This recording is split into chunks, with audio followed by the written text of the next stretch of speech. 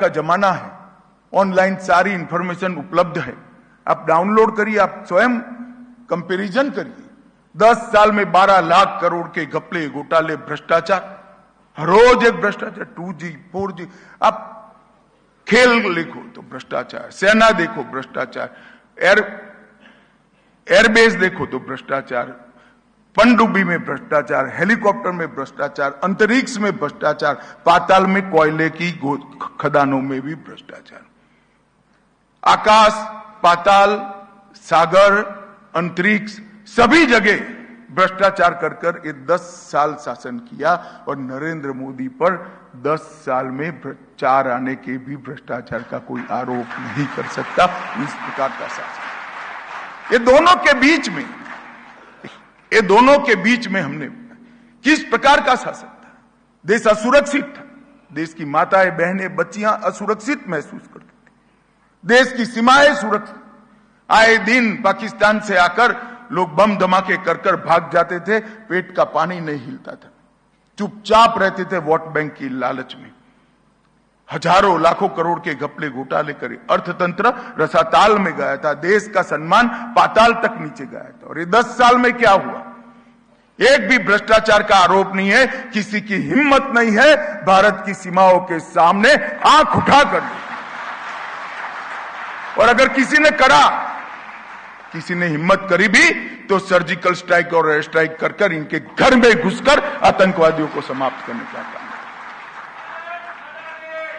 अर्थतंत्र आजादी के बाद सबसे ज्यादा ऊपर उठा हुआ दिखाई पड़ता है। अटल जी 11वें नंबर पर छोड़कर गए थे। 10 साल इन्होंने शासन किया, इन्होंने देश का ऊपर एक उपकार कर दिया। 11वें नंबर से 12वें नंबर पर नहीं गए, देश दुनिया के 11वें नंबर के अर्थतंत्र पर जस का तस पड़ा रहा।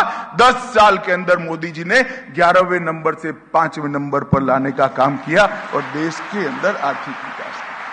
और मैं आपको विश्वास दिलाता हूं मित्रों, ये मोदी जी की गारंटी है। तीसरा जनादेश दे दीजिए, देश दुनिया में तीसरे नंबर की अर्थव्यवस्था बन पाएगा। कोई नहीं। देश को सुरक्षित करने का काम मोदी जी ने किया, भ्रष्टाचार को समाप्त करने का काम किया है, विकास के रास्ते पर द्रुत गति से देश को आगे ले जाने का काम नरेंद्र मोदी जी ने किया है।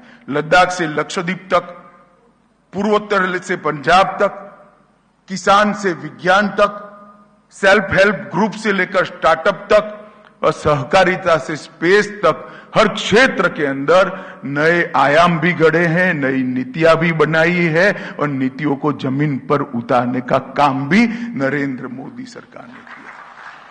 मनमोहन सिंह जी की सरकार को कहते थे पॉलिसी पैरालिसिस हो गया है।